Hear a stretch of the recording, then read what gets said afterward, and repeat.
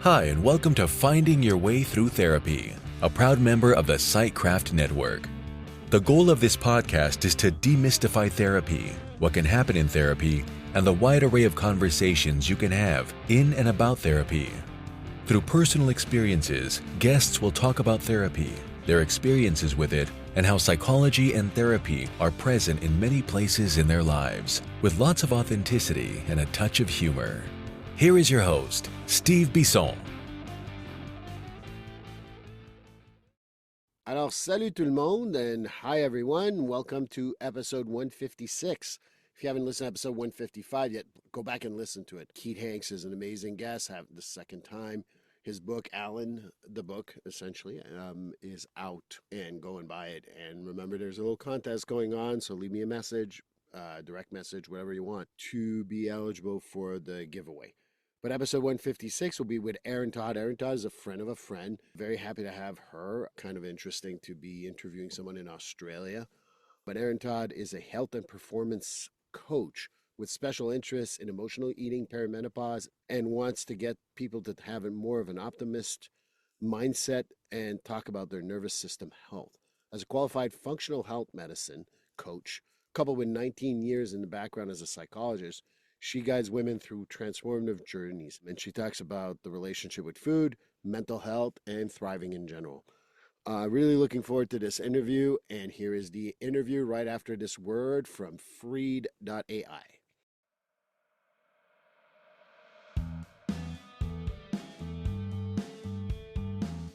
GetFreed.ai. Yes, you've heard me talk about it previously in other episodes, but I'm going to talk about it again because GetFreed.ai is just a great service. Imagine being able to pay attention to your clients all the time instead of writing notes and making sure that the note's going to sound good and how are you going to write that note and things like that. GetFreed.ai liberates you from making sure that you're writing what the client is saying, because it is keeping track of what you're saying and will create, after the end of every session, a progress note. But it goes above and beyond that. Not only does it create a progress note, it also gives you suggestions for goals, gives you even a mental status if you've asked questions around that, as well as being able to write a letter for your client to know what you talked about. So that's the great thing. It saves me time, it saves me a lot of aggravation, and it just speeds up the progress note process so well. And for $99 a month, I know that that's nothing. That's worth my time. That's worth my money.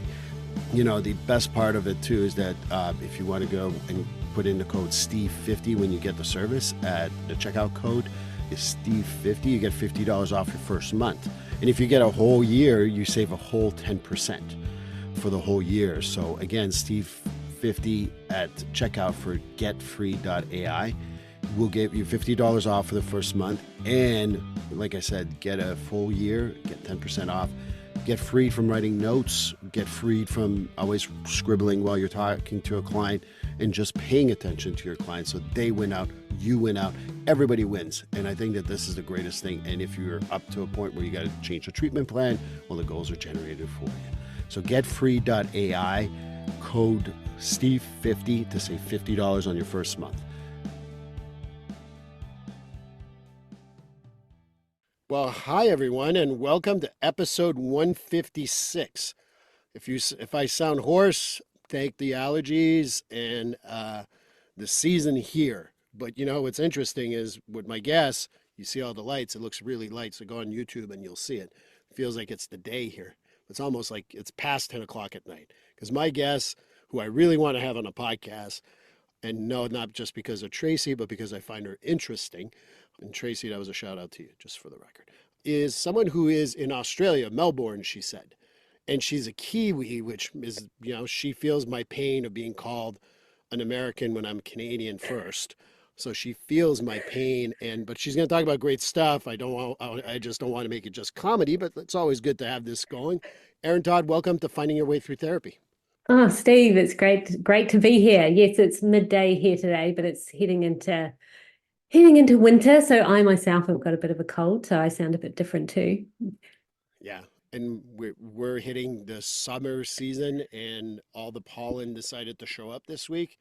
So it's awesome, you know, when you have allergies and all that. And you're catching me right before my summer break. So this is great. You're one of the last, I think you are the last, no, there's the last interview before I go on my Yay. summer break. So, but, you know, I'm very happy to meet you. So, someone who connected us, Tracy Coffee, is someone I worked with at another company. And Tracy and I never really met, and we have a great connection. I always enjoyed her, and she's like, you know, you got to meet Erin, and I'm like, of course, anything for She's Tracy. great. Love her. I love Trace. So now that I've given you a little bit of intro, I'm sure you have a lot more than just being Tracy's friend as your bio. Can you tell me more about yourself? Yeah, so my background is a psychologist. So I've worked in psychology for a long time, about 20 years, mainly sort of in hospitals with kids and adults who are unwell and going through crises. But more recently, I really wanted to combine the mind-body connection. So I did more study in particularly around women's health and hormones, and so to try and get that background of a much more holistic approach to managing difficulties and crises, and I guess my switch to really trying to optimize our health and perform at our best, with a focus on women's health. And I think that's needed too. I think that for me, I could talk about the mind body spirit. So it's very close to that. And, you know, we also worked on a crisis team, basically us too, because I worked on a crisis team for about 15 years here, trying to keep people out of the hospital, putting them in the hospital as needed. So I think we have that in common too, which is really cool. When you talk about a little bit about being a psychologist, were you a psychologist? Like, were you like bachelor, master, PhD, or did you kind of like take time between the two or whatever? Yeah, it's probably a little bit different over here, but I did a doctorate, which is sort of in between a master's and a PhD, where you do some research as well as placements and coursework. And that was here at the University of Melbourne. So slightly, I think it is a little bit different, the study pathways, but probably getting to similar places. And when you say like, you know, and I left it wide open. You didn't take the shot. So you're from New Zealand. What part of New Zealand?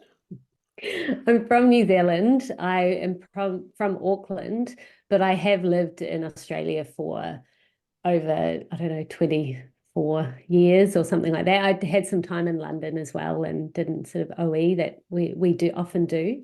But yeah, have come back and sort of, I guess, made Australia my home now. Now, and you enjoy Australia, as you told me prior to the interview. If Australia's playing any team, you are pulling for. Well, usually New Zealand. Okay. So I definitely go for New Zealand. Does depend a bit on what sport, but yes, I am an Australian citizen, so I should own that too. All right. Canada plays the United States in hockey. Guess who I'm pulling for? Canada every single time. Canada. I don't care about my American citizenship there. And yes, if you're offended, please write to me. I'm fine. Um, One of the questions that a standard question on finding your way through therapy, because we talk about therapy, is have you ever been in therapy? I have when I was a bit younger. So I lost my father when I was very young, and at some point in around my early 20s, I went to a therapist and mainly focused on that. I guess the other thing is some of the therapeutic techniques that you learn as well throughout the ongoing study that we do. Often some of them recommend having your own therapy, particularly in that sort of modality. So I have done more recently, I've studied a technique called brain spotting, which is Yes. yeah, it's from, I guess, the person who created it was an EMDR specialist. And so I do actually a lot of brain spotting as well, whether it be in a group or I do my own brain spotting, or with someone individually. So I think I really love that. I find that's been really useful for me as well. And for those of us who don't know what I obviously was nodding because I'm a big fan. But if you can explain it in like a sentence or two for people who may not know what brain spotting is, what is it? In a sentence or two. Okay. It essentially looks at the premise behind it is where we look impacts how we feel. And it really was developed as a therapeutic approach that is processing of trauma, but it's also often used to enhance sports performance, I use it in my emotional eating program. Sometimes it's used for addiction.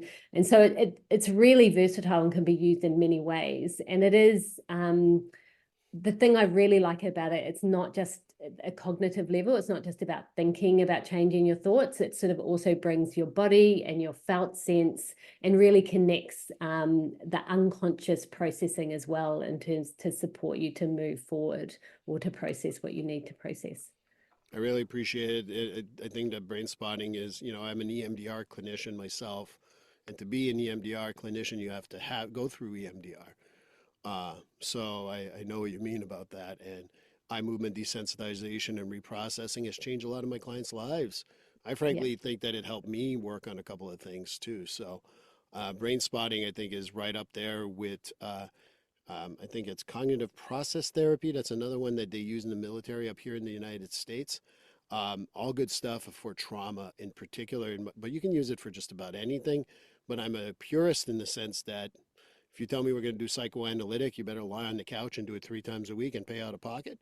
But obviously, I know that you can be used for other things, including brain spotting. EMDR has been used for other stuff too. But brain spotting is one of my favorites and one that I'm studying right now actively. So I appreciate you explaining it to the audience.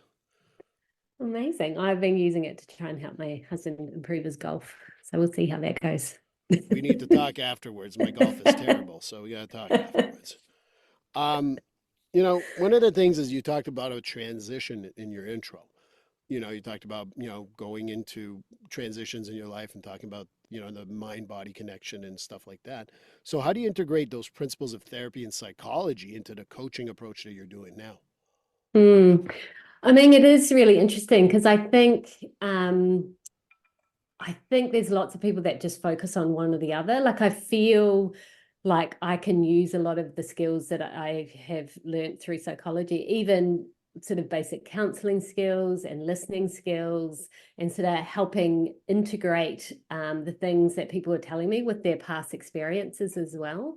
So I think we bring with us our past experiences, our childhood, how we interact and how we learnt about relationships, and we bring with us in our everyday life.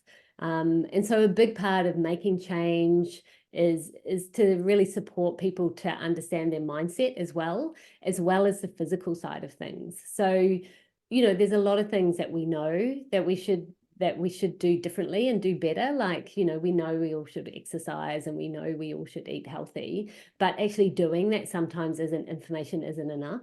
So supporting that behavior change using things like positive psychology, brain spotting, things like that, I sort of really integrate it into my coaching to sort of support people to help make those changes, even though it can be really hard.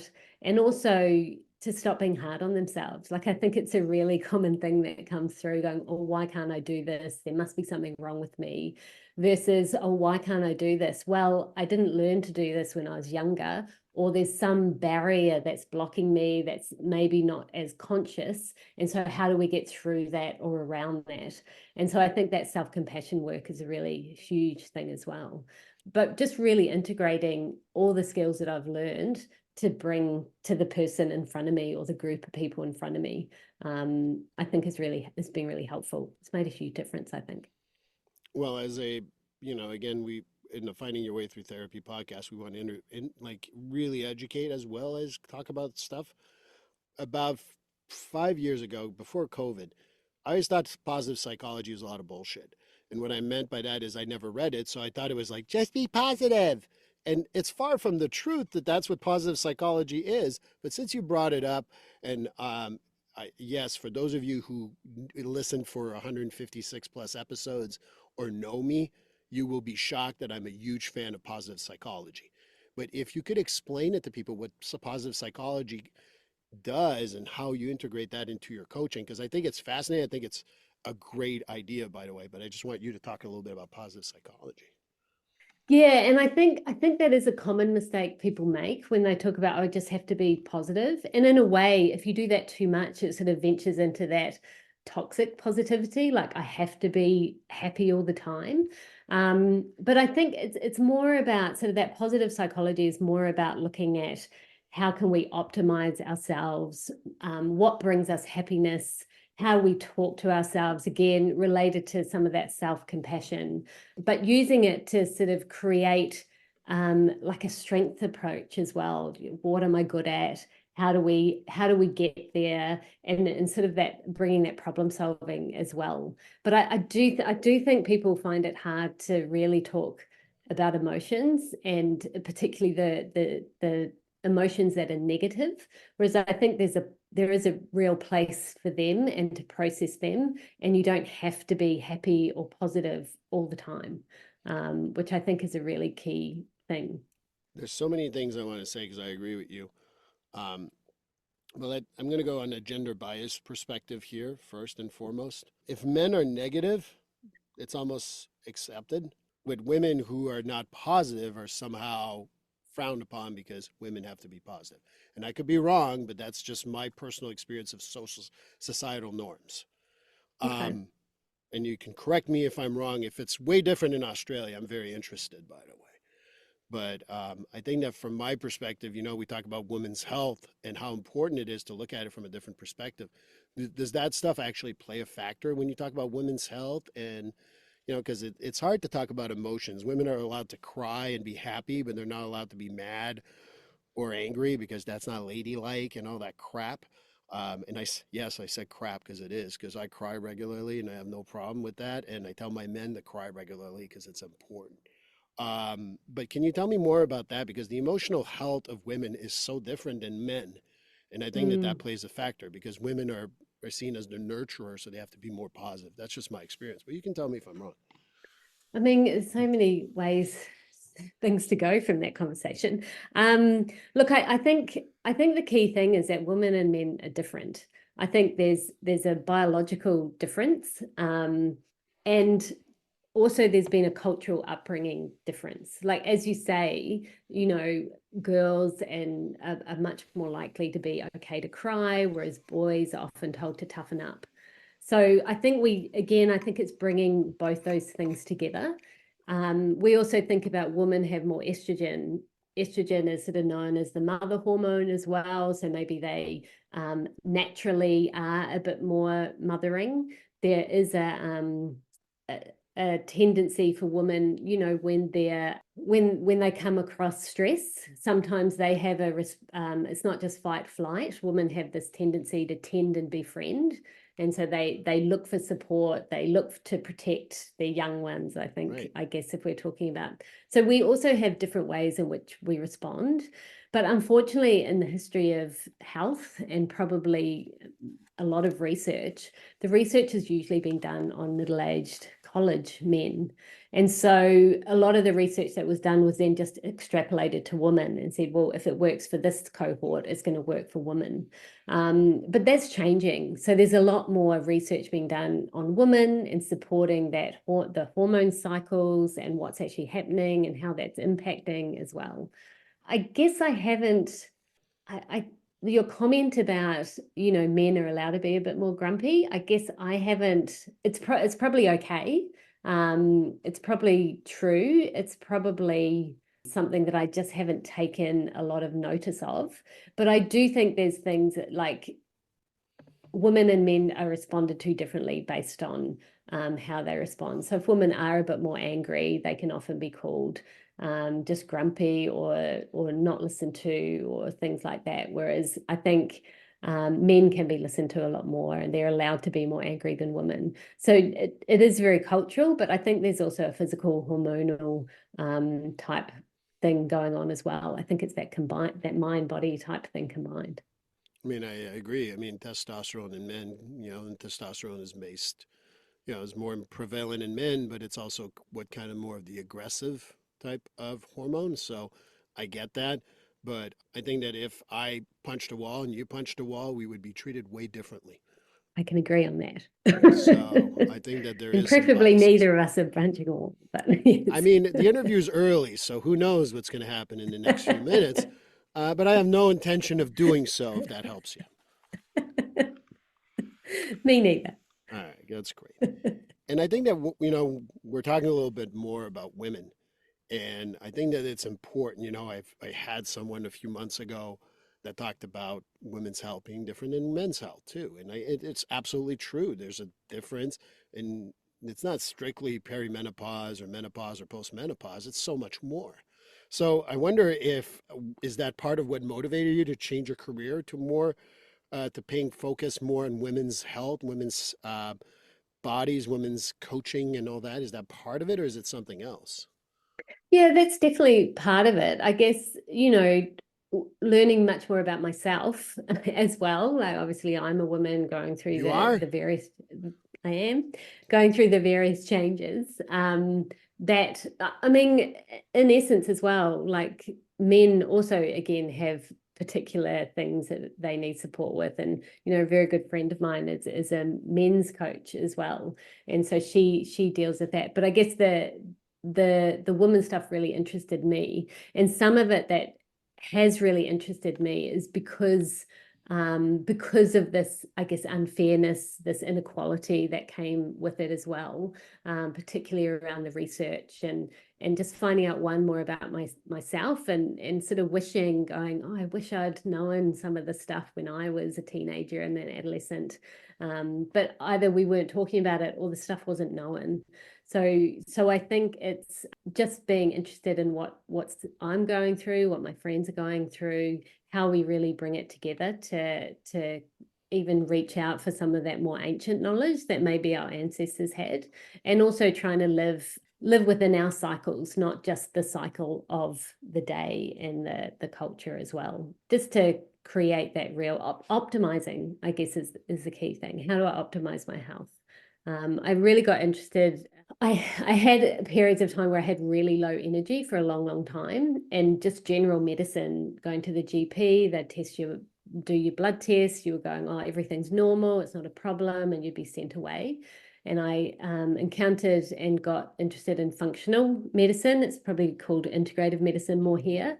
And that really looked at the systems within the body. And rather than just going, oh, everything's in the normal, it started to go, well, this is normal, but it's not optimal. How do you optimize? What do you need to do? How can you create those lifestyle changes? What other supplements do you need? What is based on your genetic profile, what is not working as well as something else?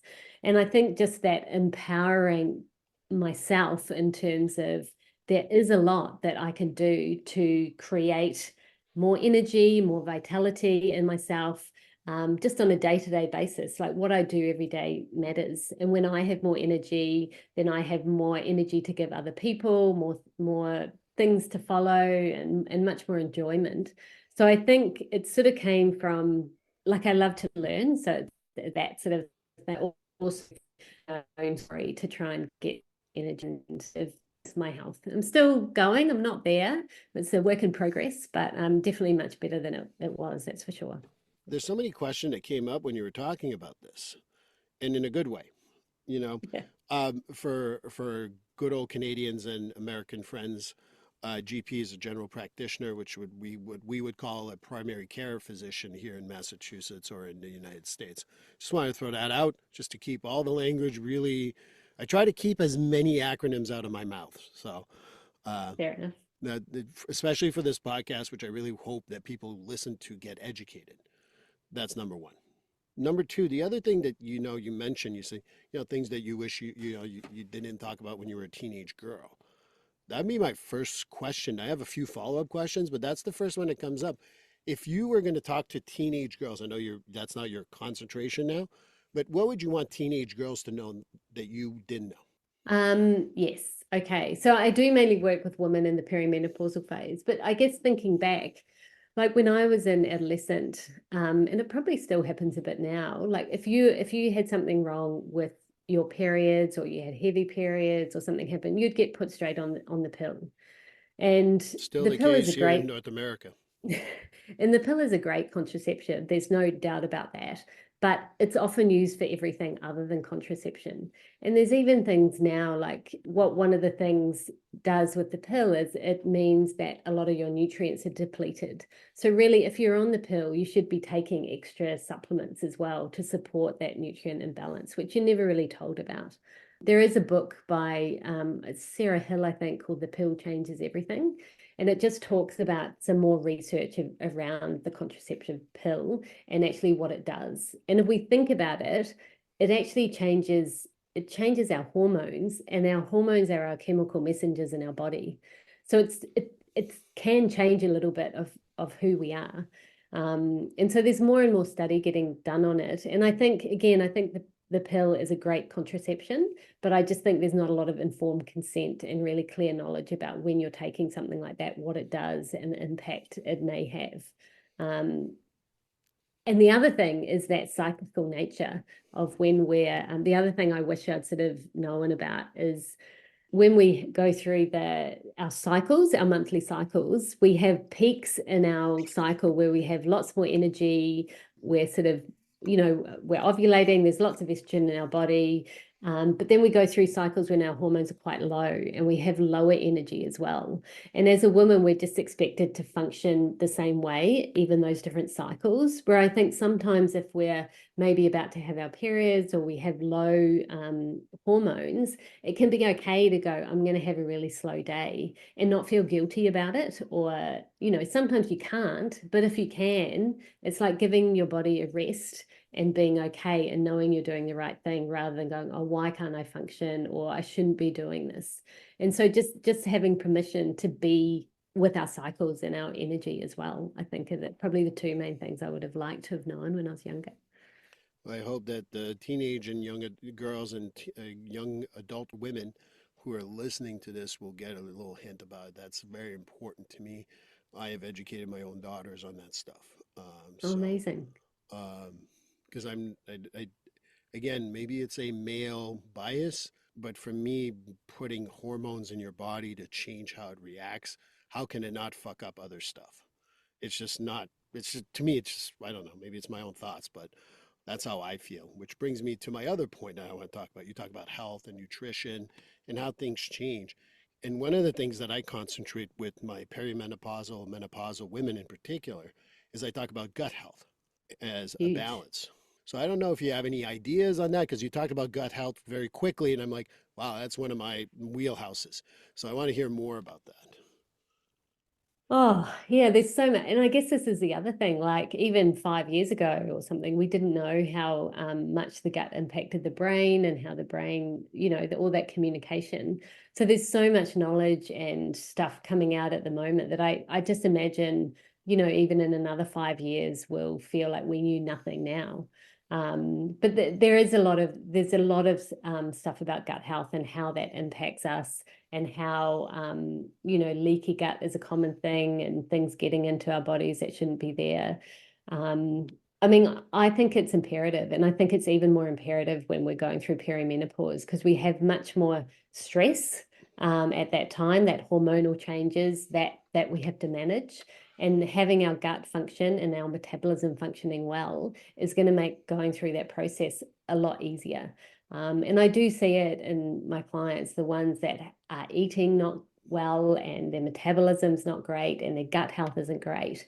Often they're having some really tough times as well. So, I mean, if you can fix your gut, that's great, whether that's through a gut health specialist or, doing a little bit of elimination diet type thing to see what's supporting you in the moment. But I think it's really important to be able to see a practitioner that can help you support your gut as well.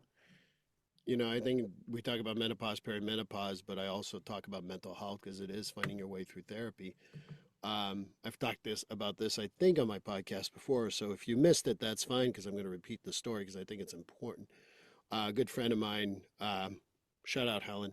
We've been friends since high school, and she unfortunately had a lot of mental health issues, particularly bipolar, and she had difficulties with that. And she started reading a book by Kelly Brogan, and I wish I could remember the name, but I cannot remember the name of the book. And she changed her diet, and over time with changing that diet she was able to remove most of her medication. I think she takes one now, and that's from her gut biome and how she didn't by the way, for the record, in case anyone's thinking that me or Erin are sitting here going, don't eat, that's going to keep your gut going strong. No, it's putting the right stuff in your gut that's so important. And yes, I sit down and my gut's pretty big and all that. But I really truly believe that part of me not struggling as much as I usually do with these allergies has to do a little bit of my gut biome and avoiding certain foods. And I mean, I don't have a formula for you, but I talk about Kelly Brogan, but you need to pay attention to your gut. And I feel that women who do pay attention to their nutrition. I don't like to talk about diet. I like to talk about nutrition because it's much more positive in some ways. And yes, I have been positive, but I think that that's what I talk about with the women I work with. It's get your gut biome balance. It's not going to take away all the symptoms. I don't claim that by any stretch, but it definitely helps. And I don't know if that makes sense to you or you think I'm crazy, but I think from both mental health perspective as well as menopause, perimenopause, it's so important to manage your gut biome. It is really important. Like it's the gut, it's the exercise, it's the sleep, it's the community and sort of stress management. Like if we think about some all those lifestyle factors, they're so important. And I do think it can be really hard to nourish our bodies in this day and age because we go into all the stores and the supermarkets and there's so much food that isn't good for us, so much processed stuff that just isn't helpful. And so sometimes being the one that is eating the fresh food, you can feel like the one that's a bit of the odd one out, and it makes it harder, I think, which is really unfortunate. Yeah. And in North America, and I don't want to speak for every country in the world, but I'll just talk about my experience with North America. And Kelly Brogan talks about that in her book. Buy your food on the outside of the supermarket because usually that's where all the fresh stuff is. The periphery is much more important than the aisles. And I keep that in mind. My friend Helen talked about that to me a couple of times. And I think it's very important to think about that but be curious and learn how to balance it out. Yeah. So And the other thing about the supermarket aisles, like a lot of the cleaning products, a lot of the stuff we put in our face, in our skin, a lot of them have endocrine disruptors that impact our hormones as well. And so I've had experience with women, particularly through the perimenopause phase, when they clear out their products and they put better products on their skin, it can actually also help their symptoms as well. So it's not just through the gut, it's also what we put on our skin and what we clean the house with and all that stuff, which I think is really important too. and I think it's also making sure that the gut biome is not also just nutrition. It's also about the exercise and you keep your body moving. That's also very Yeah. important. There's so much we can do to help ourselves. We don't. So I guess that's some of the key messages that I really want to sort of share is that sense of empowerment. It's like, I know there are times where we feel that we can't do anything, but even getting up and getting a bit of sunshine in the morning. Andrew Huberman talks a lot about the light at night and the light in the morning. Like these are things that we can do and we can do on a regular basis that can help shift how we're feeling too, especially if we're really struggling. My I had an interview with someone else on sleep. I think it was like episode 141 roughly, and she talked about the lux and the lights. And even if you do like I'm pretty bright. It's a studio here, so you can see that it's fairly bright in here. But this only brings my lux level to maybe 50 to 60. You go outside on a cloudy day, it's 250. And she talked about the importance of getting that light. And I think that that also helps with perimenopause, menopause. I think it helps everyone, frankly. But I also think that getting that cycle in so that you feel a little more normal, you get a little bit of that sunshine. You can talk about vitamin D and vitamin C and all that, and I'm fine, and I'll go with that too. But I really think that, historically, until about 100 or 150 years or so, give or take, we didn't live in buildings with this and electricity and fake light. Mm, We went outside, and when the light went out, we went to bed. yep. Yep. So I would also add that for me, when you talk about women's health and particularly perimenopause and menopause, I say get your sleep. Get in a regular cycle of sleep. The 8 hours is a myth, in my opinion. I know my guests would disagree that I had a few weeks ago, but I think that it's important to get some sleep. And as we grow older, I'd like to tell you that I sleep 8 hours. As I get older, I don't sleep 8 hours, and I don't think I'll be able to get there anymore. Mm. But this is a hard thing. I think, particularly when you're going into perimenopause, this is the thing that is often disrupted the first. It's people and women are talking about, I just can't get the sleep that I used to. Right. And part of that is because one of the hormones that starts to reduce first is the progesterone. And so that's the hormone that is the chill out hormone that helps us feel more sleepy, that helps us feel less anxious. And so suddenly, without changing anything, people's sleep is changing. And so therefore it's really unfair, but it's about then what do I need to do? And so sometimes we really need to up the sleep hygiene or even think about going to a doctor, maybe getting some sort of additional hormones or finding stuff that really supports our sleep in a different way too. The sleep hygiene, I know we're talking about women's health, but I do this with all my clients. I say, what's your sleep hygiene? And most people look at me like this. So go to YouTube if you want to see what I did. But I'm like, yeah, sleep hygiene. What is your routine 30 minutes to an hour prior to sleep? I don't know. And I'm like, that's probably why your sleep is shitty. And I think that I don't know if you talk about sleep hygiene, but to me, that's another key for most human beings to be functional. Yes, yeah. Yes. Well, I think it impacts because if you're getting bad sleep, then you often make bad choices about what to eat, and then that impacts how you're feeling, and then you probably get worse sleep. And if you're getting bad sleep, you're probably less likely to exercise. So there's a lot of again, it's the body as a system. You're not just looking at one thing. It's just so interrelated. What we do, how we sleep, what we eat, how we move during the day. It just impacts us in so many ways, and it really is a system rather than focusing on different separate parts. Fighting these allergies right now and having trouble sleeping because I'm coughing every other minute, and my girlfriend would say every second. I get it, and I certainly know that it affects my crankiness. I don't think my baba or my juice is going to help me. I'm just cranky because I didn't sleep, and it's so important to keep that in mind. I think that with women's health in general, it's something that we don't talk enough about.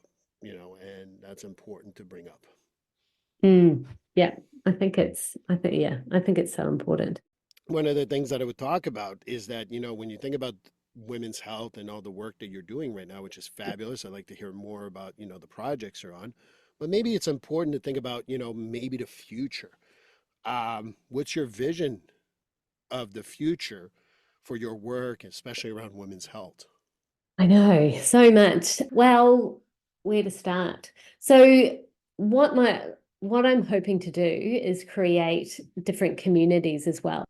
So a key thing that I am supporting women with is around perimenopause and menopause and sort of educating around those changes and supporting the things that they can do, helping them find out where their healthcare team can be. But that sort of includes, who's at home. Things are changing internally in their body, so things often need to change externally because there's also they're moving into a different stage. So from a psychological perspective, they're letting go of things that may or not be what they wanted, whether they wanted to have more kids or they had kids and or weren't able to have kids, and what that means sort of being that parent or not parent to moving to a time where they're older. And I guess in our culture, probably in North American culture as well, the elderly aren't really revered.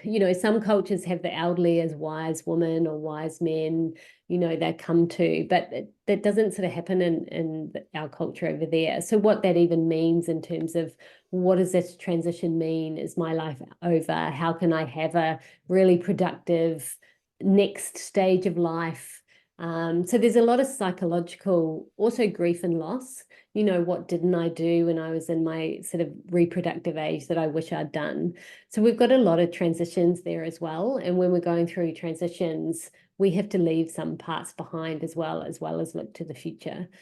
So there's some key areas that I really want to support and really help educate women. It's not the food is important and the exercise is important, but there's also a change in a stage of life.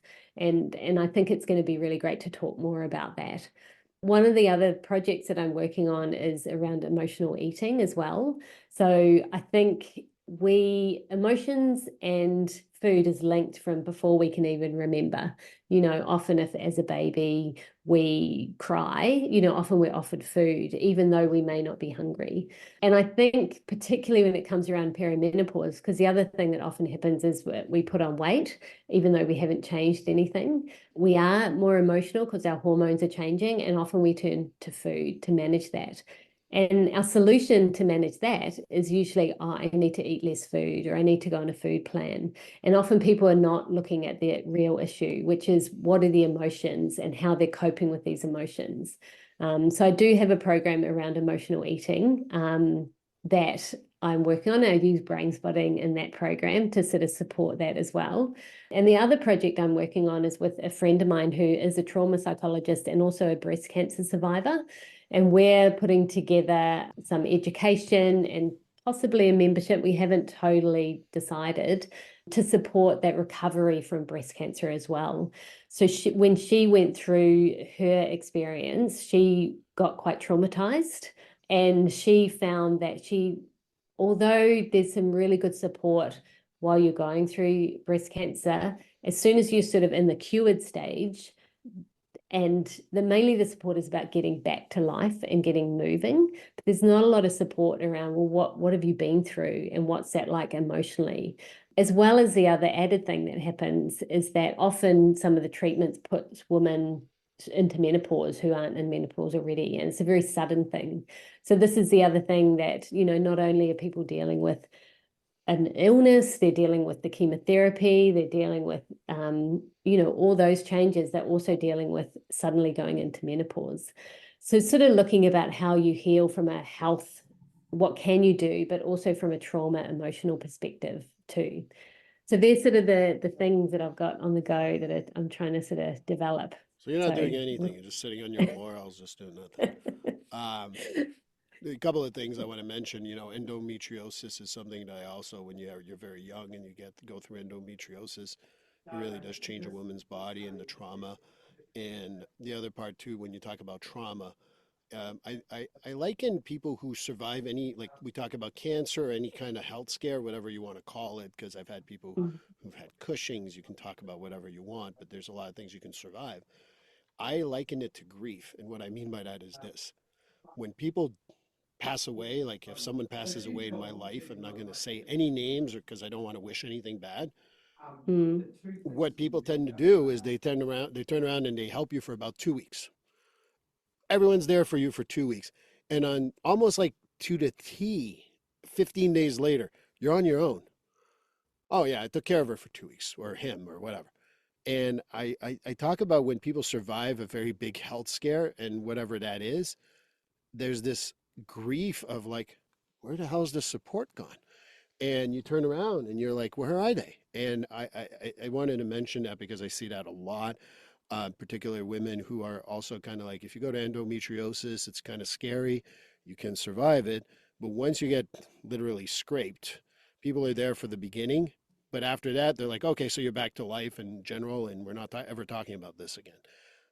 I think that there's a lot to be said around that, number one. Mm.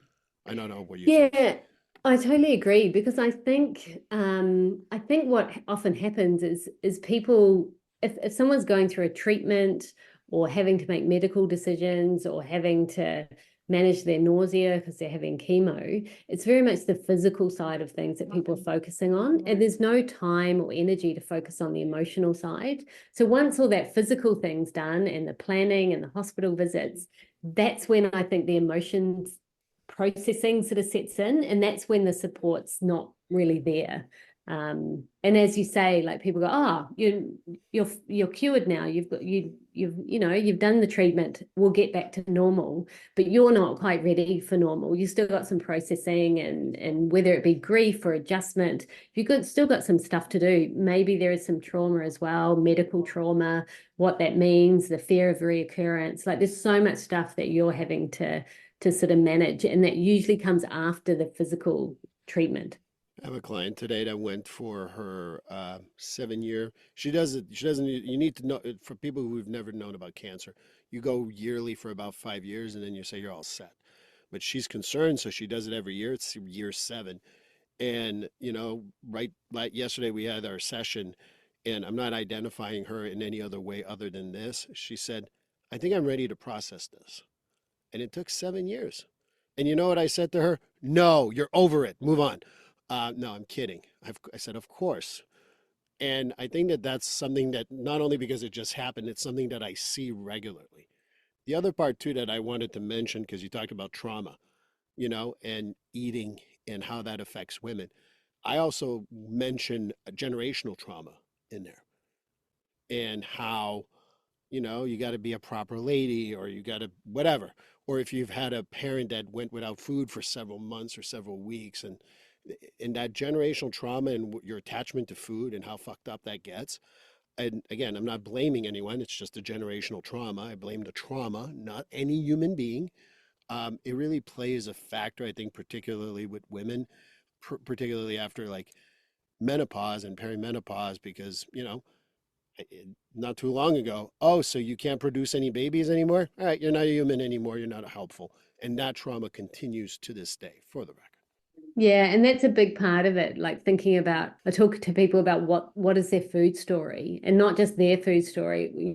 How did their parents respond when around food, and what was it? And I had a client who their parents just, if there was any negative emotions, they would just buy her chocolate, and that was it. That's how they managed it, and they were doing the best they can, and it's from their growing up and how they were taught to manage. And so it's no one's fault. It's just trying to understand it and where it's come from, and then try and make a shift. So if something's unhelpful for you, how do you process that and go through it and create that time where it is more helpful? So I just wanted to throw those things out. I appreciate you validating my points of views.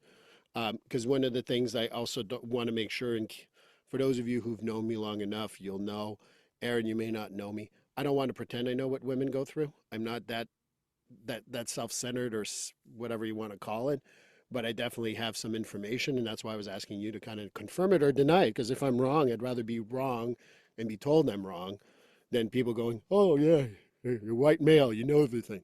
I hate that stuff.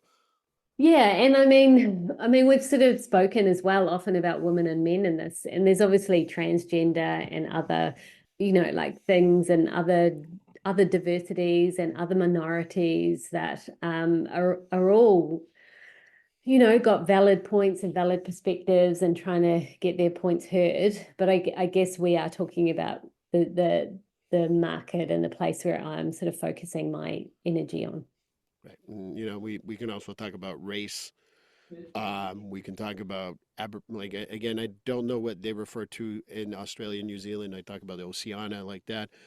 We talk about Native Americans here. I've heard Aboriginals being used as a common word because they have their own set of trauma and experiences with that. And we're not dismissing those situations. We are not. That's not what we were really focusing on women's health. And yeah, I brought up them, again, in case you didn't know, I'm a male. So I brought up a little bit of those point of views, but I also want males to be curious and do like me. I'm like, hey, here's my information. Is it right? Is it wrong? Because I think that one of the things we need to shift in as a community is we don't know everything, and that's okay. Versus, I'm a therapist, and people are like, oh, you must know a lot. No, I'm dumb as a rock. I'm learning, and it's the truth. And I think I want to make sure I displayed that with you too. And I think it's not, women's health isn't just for women. Like, as you say, you have educated your daughters. And so to help understand what they're going through as well and help them understand, but help you understand, and so if you have a woman living in your household, then women's health is important. And the same vice versa. If you have a man, transgender, like all their health is important. And for us to understand each other, I think is a really key thing. The time flew. I just looked at the time. The time flies when we're having a good time.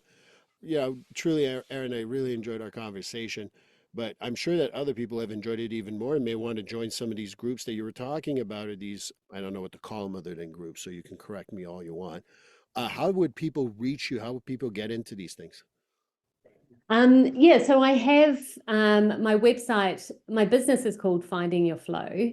So my website is findingyourflow.com.au, as in the Australian side. My email is erin@findingyourflow.com.au. So you can look at anything on there. I do have a group starting on the 24th of June for emotional eating. It is at a time that is probably in the middle of your night over there, but I will be running, if anyone is interested, I can run other groups at other times, and it's a 6-week group. It's group coaching as well as information.